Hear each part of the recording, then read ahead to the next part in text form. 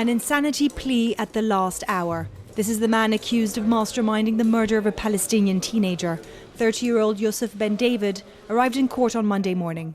The two minors accused alongside him were found guilty of murder, but the judge now needs to assess Ben David's state of mind at the time. We're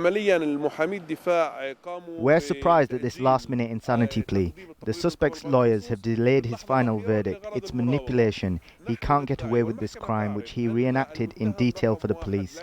We don't believe he's insane. The crime was well planned. This is surveillance footage from the moment of the kidnapping in July of last year. The three Israelis took 16-year-old Mohammed Abu Khader from his neighbourhood in occupied East Jerusalem. They beat him and burned him alive in a forest.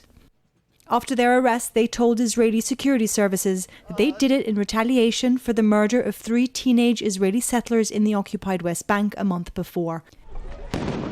The murder ignited the Palestinian street with violent confrontations on a daily basis. Many believe it's also what sparked Israel's war in Gaza last summer.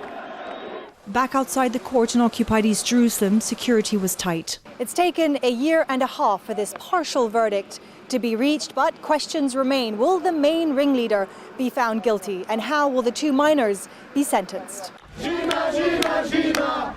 Palestinians say they have little trust in the Israeli justice system. They believe Israelis who commit crimes against Palestinians are hardly ever held to account. The final verdict for the ringleader will be announced in 3 weeks, and the sentencing for the minors will follow in January. But whatever decision is reached, it could have a direct impact on an already tense situation on the ground. Stephanie Decker, Al Jazeera in occupied East Jerusalem.